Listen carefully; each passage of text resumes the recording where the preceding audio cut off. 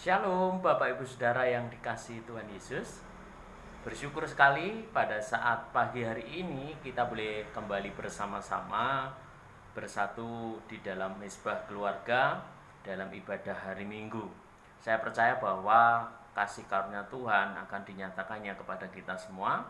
Dan saat ini tiba waktunya bagi kita untuk kita mendengar kebenaran firman Tuhan, supaya kasih setia Tuhan dinyatakan atas kita semuanya. Baik, kita akan bersama-sama berdoa sebelum kita belajar kebenaran firman Tuhan, supaya urapan dari Rohul Kudus dicurahkan kepada kita semua, sehingga setiap firman Tuhan yang kita dengar sungguh-sungguh menguatkan hati dan kehidupan kita. Mari kita satu di dalam doa. Bapa Surgawi, kami bersyukur kepadamu Tuhan, karena Engkau begitu baik bagi kami. Engkau senantiasa merawat kami, memelihara kami dengan luar biasa. Dan saat pagi hari ini Tuhan, kami serahkan kepadamu beserta dengan seluruh jemaat di Gereja Baptis Indonesia Tanah Mas di rumah masing-masing. Kami percaya bahwa hadirat-Mu akan Engkau nyatakan, kekuatan dan penghiburan daripadamu akan Kau limpahkan. Sehingga pada saat pagi hari ini Tuhan, kami siap untuk mendengar kebenaran firman Tuhan. Tolong kami Tuhan untuk kami memahaminya, supaya di dalam kehidupan kami sungguh-sungguh semakin kuat iman kami akan percaya kami kepada Engkau, sehingga kehidupan kami sungguh-sungguh menyenangkan Engkau dan bisa memberi yang terbaik kepada Engkau semakin hari. Terima kasih ya Tuhan, kami siap mendengar kebenaran firman Tuhan. Dalam nama Tuhan Yesus Kristus kami berdoa. Haleluya. Amin. Bapak Ibu Saudara yang dikasihi Tuhan, saya percaya bahwa kasih karunia Tuhan senantiasa bersama dengan kita semua. Akan tetapi seringkali kita secara manusia merasa kok Tuhan itu rasanya jauh. Kok Tuhan Yesus pertolongannya kok seakan-akan terlambat. Tetapi mari kita bersama-sama mengerti kebenaran firman Tuhan ini, supaya kita tidak merasa demikian. Oleh karena itu, hidup kita harus kita siapkan sungguh-sungguh. Pola hidup kita harus kita kondisikan bahwa Kristus senantiasa bersama dengan kita, dan memang begitulah keberadaannya. Oleh karena itu mari kita bersama-sama membaca ayat firman Tuhan yang diambil dari Lukas pasal yang ke-6, ayat yang ke-20 sampai yang ke-26. Lukas 26, Lukas pasal yang ke-6 ayat 20 sampai yang ke-26 akan saya bacakan. Demikian firman Tuhan. Lalu Yesus memandang murid-muridnya dan berkata, "Berbahagialah hai kamu yang miskin, karena kamulah yang empunya kerajaan Allah. Berbagailah kamu yang sekarang ini lapar, karena kamu akan dipuaskan. Berbahagialah hai kamu yang sekarang ini menangis, karena kamu akan tertawa.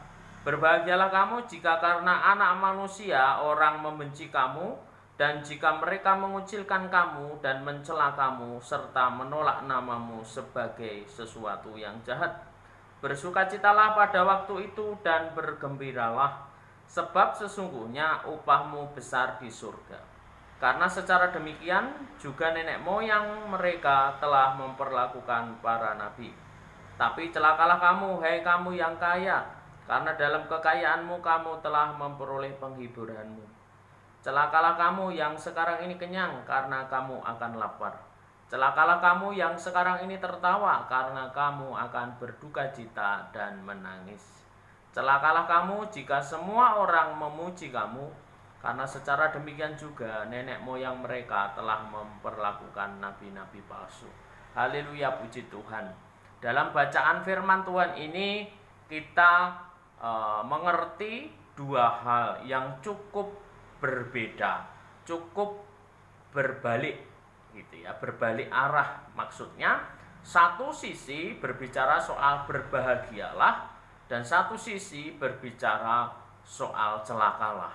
Oleh karena itu Bapak Ibu Saudara yang dikasihi Tuhan, mari kita perhatikan, dan judul kebenaran firman Tuhan saat pagi hari ini adalah haus dan lapar akan Tuhan. Yang namanya orang haus dan lapar pasti akan mencari sesuatu untuk melegakan rasa hausnya dan juga laparnya. Oleh karena itu, rasa yang haus dan lapar akan apakah yang membuat kita semakin mau mencari untuk bisa mengenyangkan dan melegakan kehausan kita. Kalau kita lapar dan haus akan makanan dan minuman, pastilah kita akan mencari makanan dan minuman. Tetapi jikalau kita haus dan lapar akan Tuhan, dalam arti bahwa kita haus akan lawatan Tuhan, kita haus akan karya Tuhan, kita haus akan jamahan kuasa Tuhan, maka yang perlu kita lakukan, yang perlu kita cari, dan perlu kita bisa nikmati adalah Tuhan itu sendiri. Oleh karena itu, di dalam ayat-ayat firman Tuhan ini menjelaskan kepada kita, tadi sudah saya jelaskan, ada sebagian berbicara soal berbahagialah dalam segala situasi sulit, dan yang satu celakalah dalam kesenangan-kesenangan yang didapat. Tetapi kita akan melihat sepenuhnya supaya di dalam setiap segala kondisi, entah itu baik, entah itu buruk, entah itu menyenangkan atau itu mendukakan, kita tetap konsisten di dalam kasih karunia Tuhan. Dan di dalam ayat-ayat ini kita melihat dari ayat yang ke-20 sampai dengan ayat yang ke-23, di situ disampaikan bersukacitalah. Yang pertama, bersukacitalah. Siapakah yang harus bersukacita? Hai kamu yang miskin. Ayat yang ke-21, berbahagialah hai kamu yang sekarang ini lapar. Selanjutnya, berbahagialah hai kamu yang menangis. Ayat yang ke-22, berbahagialah kamu jika karena anak manusia orang membenci kamu. Kemudian bersukacitalah pada waktu itu dan bergembiralah, sesungguhnya upahmu besar di surga. Bapak Ibu Saudara yang dikasihi Tuhan, dalam ayat yang ke-20 sampai 26 ini sebetulnya bicara, kalau diringkaskan, berbicara soal berkat dan kutuk. Nah, dalam ayat yang ke-20 sampai yang ke-23 dijelaskan, di situ adalah keadaan-keadaan yang tidak menyenangkan tetapi harus berbahagia. Tetapi di sini perlu kita garis bawahi bahwa di sini ada dua kata yang menyampaikan tentang kerajaan surga atau tentang pengharapan di dalam Tuhan. Yang pertama dituliskan ayat yang ke-20 dan ayat yang ke-23. Ayat yang ke-20, karena kamulah yang empunya kerajaan Allah. Kemudian yang ke-23, sebab sesungguhnya upahmu besar di surga. Ini berbicara soal apa?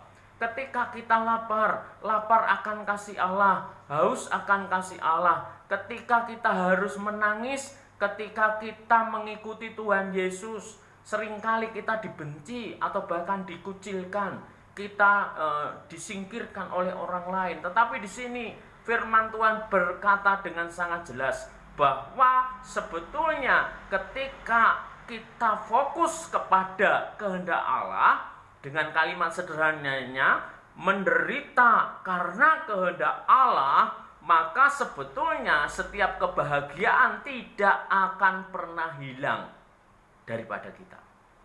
Ini janji Tuhan. Jadi kalau kita ini misalnya menderita, kita perlu peka. Apakah penderitaan ini hasil daripada buah iman kita mengikuti kehendak Tuhan, ataukah kita ini menderita karena tindakan kita yang bodoh? Karena banyak orang melakukan tindakan-tindakan bodoh yang itu seharusnya menjadi berkat, tapi justru malah menjadikan kutuk yang tidak enak, yang tidak nyaman. Tetapi kita merasa bahwa kutukan ini karena kesalahan-kesalahan Tuhan dalam memelihara kehidupan kita. Bapak Ibu Saudara yang dikasihi Tuhan, dalam ayat ini dikatakan bahwa fokus kita kepada Allah, menderita karena kehendak Allah itu yang harus digarisbawahi, dan di dalamnya perlu kita bertindak benar supaya di dalam keadaan kekurangan pun, dalam keadaan miskin pun, ataupun dalam keadaan menangis, dibenci, dikucilkan, dan lain sebagainya itu, tetap kita tinggal di dalam kebahagiaan dan sukacita surgawi. Karena tidak akan pernah berkat itu hilang daripada kita. Yang empunya kerajaan surga, yang juga merupakan upah yang besar di surga. Ini yang menjadi fokus kita sebagai orang percaya. Bagaimana dengan perilaku kita, bagaimana dengan sikap hidup kita, bagaimana dengan cara bicara kita terhadap saudara-saudara yang lain. Kalau kita dikucilkan, kalau kita ditolak oleh orang lain karena perkataan kita yang menyakiti orang lain, ini artinya apa? Bahwa sebetulnya kita ditolak bukan karena kita menderita atas kehendak Tuhan, karena kita ditolak dari tindakan kita. Kita tidak bisa menuntut kepada Tuhan dalam hal ini. Karena firman Tuhan berbicara dengan jelas. Dalam segala situasi, kita harus benar-benar penuh dengan kasih. Jangan membalas kejahatan dengan kejahatan. Kasihilah musuhmu, karena memang Kristus mengajarkan kasih yang sempurna. Dan seharusnya juga kita belajar dari Kristus supaya kita memiliki kasih yang sempurna. Bapak, Ibu, Saudara yang kasih Tuhan, dalam ayat-ayat ini mengajarkan kepada kita untuk kita tetap teguh berpegang atas kehendak Tuhan dan kita melakukan apa yang menjadi keinginan Tuhan. Sehingga dalam segala situasi sulit, dalam segala situasi yang tidak menyenangkan, di situ semua kita bisa menghadapinya dengan baik. Dan kita tetap mengharap kepada Tuhan. Dan kita tetap haus dan lapar akan Tuhan. Karena apa? Kita tidak bisa berbuat apa-apa tanpa Tuhan. Ini yang dimaksud. Supaya apa? Setiap hari, setiap saat kita bisa berpegang teguh kepada kehendak Tuhan. Mencari Tuhan. Memasukkan Kristus di dalam setiap perjalanan kehidupan kita. Setiap saat, setiap waktu. Karena dengan demikian, maka kita akan melihat kehidupan kemuliaan dalam setiap segala keadaan. Khususnya dalam keadaan yang tidak baik. Saat ini, Bapak Ibu Saudara yang dikasihi Tuhan, kita tahu bahwa seluruh dunia mengalami keadaan yang tidak baik. Perekonomian terganggu. Kebutuhan sehari-hari juga akan mengalami kesulitan dan semakin hari semakin sulit selama wabah corona ini belum selesai. Dan ini adalah seperti keadaan yang digambarkan atau dituliskan sesuai dengan kebenaran firman Tuhan ini.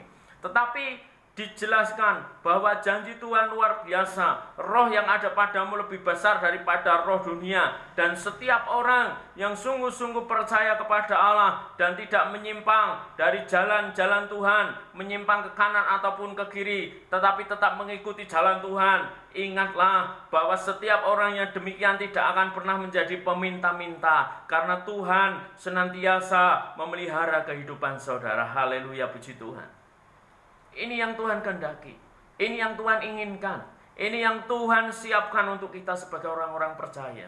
Oleh karena itu kerjakanlah apa yang menjadi bagianmu dengan sungguh-sungguh. Jangan melupakan Tuhan di dalam setiap kehidupanmu. Jangan merasa engkau ini gagal karena mengikuti Tuhan sehingga segala kegagalan senantiasa hanyalah ada kegagalan. Tetapi Tuhan dengan kasih Tuhan, kegagalan apapun ketika kita menyadari bahwa kita perlu Tuhan dan kita menghadirkan Tuhan di dalam kehidupan kita, kegagalan bukanlah kegagalan, tetapi kegagalan akan membuat kita semakin giat, semakin berkobar untuk kita bisa mengikuti kehendak Tuhan. Di sini Bapak Ibu Saudara yang dikasihi Tuhan, yang Tuhan inginkan, yang Tuhan ingin kerjakan di dalam kehidupan kita sebagai orang yang percaya. Kerjakanlah dengan sebaik-baiknya, kerjakanlah dengan sungguh-sungguh apa yang seharusnya kita kerjakan sebagai orang-orang percaya. Dari ayat yang ke-20 sampai yang ke-23 mengajarkan kepada kita dalam kondisi apapun, dalam kondisi yang sangat buruk apapun, di situ kita harus memegang janji Tuhan, menghadirkan Kristus di dalam kehidupan kita. Karena sebetulnya di dalam keadaan-keadaan itu janji Tuhan tidak akan pernah hilang, dan upah yang seharusnya Bapak Ibu Saudara dan saya terima tetaplah demikian. Ini luar biasa. Dan saya percaya bahwa ketika sungguh-sungguh kita menghadirkan Kristus di dalam kehidupan kita, di dalam kehidupan keluarga, kita tidak akan pernah berkekurangan. Dan Tuhan senantiasa memberikan kemudahan demi kemudahan dalam setiap segala upaya dan pekerjaan kita. Selanjutnya, Bapak Ibu Saudara yang dikasihi Tuhan, di dalam ayat yang ke-24 sampai yang ke-26, di sana diceritakan, celakalah kamu, hai kamu yang kaya, karena dalam kekayaanmu kamu telah memperoleh penghiburanmu. Celakalah kamu yang sekarang ini kenyang, karena kamu akan lapar. Celakalah kamu yang sekarang ini tertawa, karena kamu akan berduka cita dan menangis. Celakalah kamu jika semua orang memuji kamu, karena secara demikian juga nenek moyang mereka telah memperlakukan nabi-nabi palsu. Bapak Ibu Saudara yang dikasihi Tuhan, ayat yang ke-24 sampai yang ke-26 di sini dikatakan orang-orang yang kaya, orang-orang yang kenyang, orang-orang yang tertawa di dalam ayat 25, dan orang-orang yang suka memuji dan suka dipuji. Di sini artinya apa? Bukan kekayaan, bukan karena kekenyangan, ukuran kenyang kita, bukan cuma karena kita senang bersukaria, bukan karena kita ini suka dipuji, tetapi dasarnya bukan ukuran materi, tetapi bagaimana kita bisa mengelola kekayaan kita. Apakah kita merasa kekayaan itu bersumber dari kehidupan kita sendiri, ataukah kita sadar bahwa setiap kekayaan itu berasal daripada Allah? Dalam kisah ini, dalam ayat 24, ini berbicara sangat dekat sekali dengan perumpamaan tentang Lazarus dan orang kaya. Di sana dijelaskan, artinya apa? Bahwa orang kaya itu mati, dan pada akhirnya dia kesulitan. Dia ingin supaya ada orang-orang yang dikirimkan kepada saudara-saudaranya supaya tidak mengalami hal yang sama terhadap dia setelah dia mati. Di sini kalau kita teliti dengan lebih dalam, kalau kita mau baca silahkan nanti dibaca di rumah masing-masing. Di dalam Lukas pasal yang ke-16 ayat 19 sampai 31 tentang Lazarus dan orang kaya. Di sana dijelaskan bahwa ternyata orang kaya ini hanya menikmati kekayaannya, berfoya-foya, tidak berpikir bahwa kehidupannya, kekayaannya, segala sesuatu yang dimilikinya itu adalah pemberian Tuhan. Tapi dia merasa bahwa itu adalah haknya sendiri. Dan dia memakai semuanya itu bukan untuk kemuliaan Tuhan. Dalam hal ini, Bapak Ibu Saudara yang dikasihi Tuhan, jikalau memang engkau diberikan kepercayaan oleh Tuhan untuk memiliki harta benda yang berlimpah, sadarlah bahwa itu semua adalah pemberian Tuhan. Pakai hidupmu, pakai cara menikmati kekayaanmu dengan cara yang benar sesuai dengan kehendak Tuhan. Dan supaya kasih dari Bapa benar-benar kita kerjakan melalui semua apa yang kita miliki.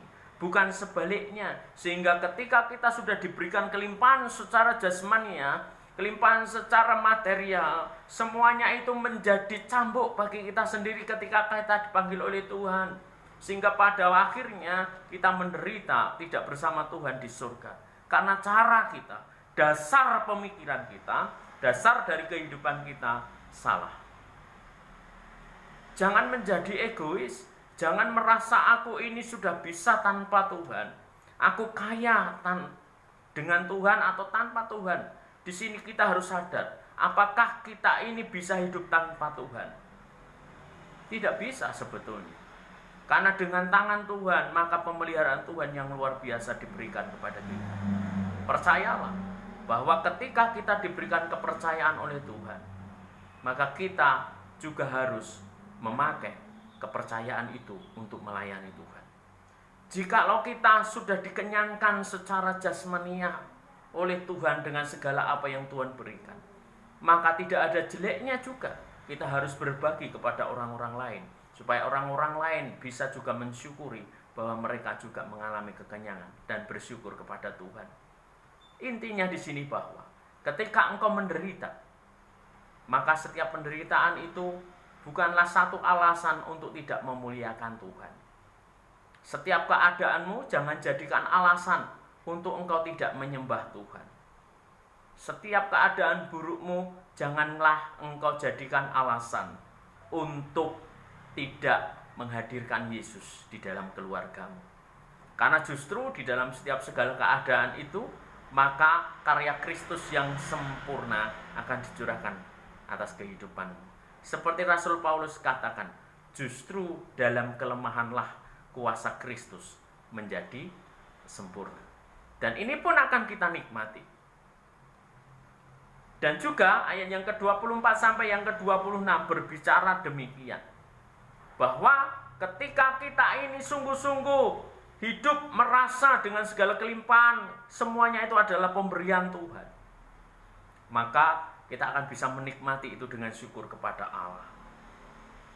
Dan ayat yang ke-26 ini tidak secara materi, tetapi seringkali orang senang menerima hal ini, yaitu apa? Pujian. Orang akan merasa senang, merasa bangga karena mendapatkan puji-pujian dari orang lain. Merasa dirinya lebih baik daripada orang lain. Ingatlah, ketika kita sedang dipuji, jangan sampai membuat kita menjadi sombong. Jangan sampai membuat kita berpikir bahwa itu semua karena usahaku sendiri, itu semua karena kekuatanku sendiri, itu semua karena pengalamanku sendiri. Ingatlah bahwa satu helai rambut jatuh dari kepalamu pun Tuhan tahu. Artinya apa? Setiap segala bagian dari kehidupanmu Tuhan campur tangan. Jadi tidak akan pernah Tuhan melepaskan kita. Oleh karena itu saudara, sadarlah bahwa ketika kita hidup di dalam Tuhan, dan jikalau saat ini keadaanmu sedang baik, sadarlah bahwa kebaikan itu berasal dari Tuhan. Dan pakailah setiap segala kebaikan-kebaikan itu untuk kemuliaan nama Tuhan. Jangan engkau kedepankan keegoisanmu, jangan kau kedepankan setiap keinginanmu sendiri, jangan kau kedepankan setiap kebanggaanmu, karena semuanya yang engkau ada, yang engkau terima, yang engkau miliki adalah hakikatnya milik Tuhan, dan itu dipercayakan kepada saudara untuk dikelola dengan baik supaya nama Tuhan dipermuliakan. Jadi dalam setiap keadaan, ketika keadaan buruk, jangan lupa memuliakan Tuhan, karena Tuhan tetap campur tangan dan memelihara kehidupanmu. Ketika engkau juga dalam keadaan kelimpahan, ingatlah kelimpahan itu juga kepercayaan daripada Tuhan. Dan ketika Tuhan izinkan kelimpahan terjadi, maka kasih Tuhan pun akan dinyatakan atas keluargamu. Dan ingatlah bahwa semuanya itu adalah pemberian Tuhan. Sehingga kita tidak pernah lupa, haus dan lapar akan Tuhan akan membuat kita sadar bahwa kita adalah manusia yang lemah, manusia yang tidak bisa berbuat apa-apa, yang sadar, bahkan sangat sadar sekali, tanpa campur tangan Tuhan kita hidup pun tidak bisa. Oleh karena itu, setiap nafas, setiap kesehatan, setiap waktu, setiap kesempatan pakai untuk mengerjakan kemuliaan bagi nama Tuhan, sehingga orang melihat kasih Kristus nyata di dalam kehidupan kita, sehingga banyak orang mendapatkan berkat dari perjalanan kehidupan kita, karena sungguh-sungguh menjadi contoh dan teladan. Tuhan mengasihi Bapak Ibu Saudara semuanya. Kehausan kita dan rasa lapar kita terhadap Tuhan itu membuat kita sadar betapa indahnya jaminan Tuhan dalam kehidupan. Jadi Bapak Ibu Saudara yang dikasihi Tuhan, jangan engkau banggakan apa yang engkau miliki sekarang. Kalau saat ini engkau memiliki materi yang melimpah, engkau memiliki fisik yang kuat, engkau memiliki pekerjaan yang baik, engkau memiliki rekan-rekan kerja yang baik, jangan andalkan itu semua. Karena ketika Tuhan izinkan segala sesuatu terjadi, semua keadaan bisa berbalik. Mari kita menjadi pribadi-pribadi yang siap sedia. Dalam keadaan buruk kita pun siap, dalam keadaan baik kita juga siap. Karena untuk itulah kita dipersiapkan untuk menjadi berkat. Dari rasa kehausan dan lapar kita terhadap Tuhanlah yang membuat kita mampu bertahan, kita mampu bangkit dan tetap semangat di dalam menjaga iman kita. Mari Bapak Ibu Saudara yang dikasihi Tuhan, Saya tidak tahu realita keadaan kita sekarang ini dari efek pandemi corona ini. Tetapi yang saya tahu bahwa Tuhan adalah Allah pemelihara kita yang luar biasa. Tuhan senantiasa menjaga kehidupan saudara dan saya dengan hebat. Jangan berpikir banyak bagaimana cara Tuhan menolong kita. Tuhan lebih tahu karena Tuhan lebih mengenal saudara dan saya. Dan Tuhan bisa menggerakkan apa saja untuk memberkati saudara. Dan ingatlah, ketika engkau sedang dipercaya oleh Tuhan atas segala sesuatu dengan segala kemudahan, ingatlah akan Tuhan, karena semuanya itu adalah kepercayaan Tuhan. Dan Tuhan mempercayakan segala sesuatu untuk kita semua, dan kita harus berbagi kepada semua orang di sekitar kita. Haleluya, puji Tuhan. Kiranya ini boleh menjadi kekuatan bagi kita untuk kita tetap terus menjaga keharmonisan hubungan kita dengan Tuhan, tetap memiliki kehausan dan rasa lapar kepada Tuhan, sehingga kita senantiasa merindukan Tuhan setiap saat, setiap waktu, karena Kristus adalah kebutuhan kita. Tanpa Kristus kita kering, tanpa Kristus kita hampa, tanpa Kristus kita akan senantiasa menjadi pribadi yang tanpa ada tuntunan. Oleh karena itu kita tidak akan tersesat ketika kita bersama dengan Kristus, sehingga kita akan senantiasa mendapatkan kemudahan dalam setiap segala situasi sulit. Haleluya, puji Tuhan.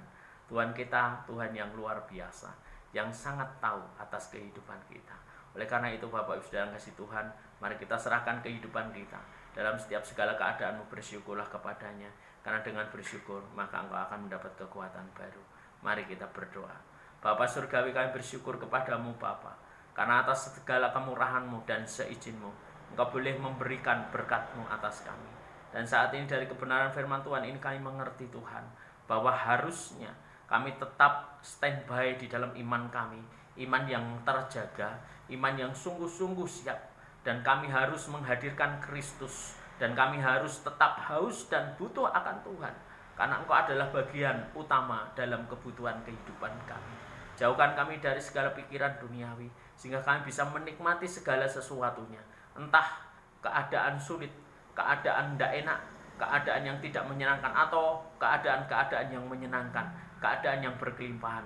Kami senantiasa mengingat bahwa Tuhan bersama dengan kami, bahwa Tuhan senantiasa menghadirkan kebaikan untuk kami. Dan demi kehidupan kami, maka Engkau rela mati, bahkan mati di atas kayu salib demi kami. Terima kasih ya Tuhan atas kebaikan-Mu. Kami rindu dan ingin selalu haus dan lapar akan Engkau, sehingga kami tidak jemu-jemunya hadir dalam setiap persekutuan, hadir di dalam setiap komunitas kami. Dan kami juga rindu Tuhan membangun hubungan yang harmonis secara pribadi dengan Tuhan. Ampunilah segala kesalahan dan dosa kami Bapa, sehingga setiap kehidupan kami sungguh-sungguh untuk menjadi berkat bagi banyak orang dan memuliakan Tuhan dalam setiap waktu. Terima kasih Bapa. Inilah doa kami, hanya di dalam nama Tuhan Yesus Kristus kami berdoa, kami bersyukur, kami berserah. Haleluya, haleluya. Amin. Baik, Bapak Ibu Saudara kasih Tuhan, demikianlah firman Tuhan yang bisa saya sampaikan di dalam ibadah Minggu tanggal 17 Mei 2020. Kiranya ini memberikan kesejahteraan bagi kita, untuk kita menjadi siap berjuang untuk pekerjaan Tuhan dan siap untuk menghadapi segala keadaan apapun, dan hidup kita senantiasa memperoleh kemenangan dan berkat-berkat Tuhan.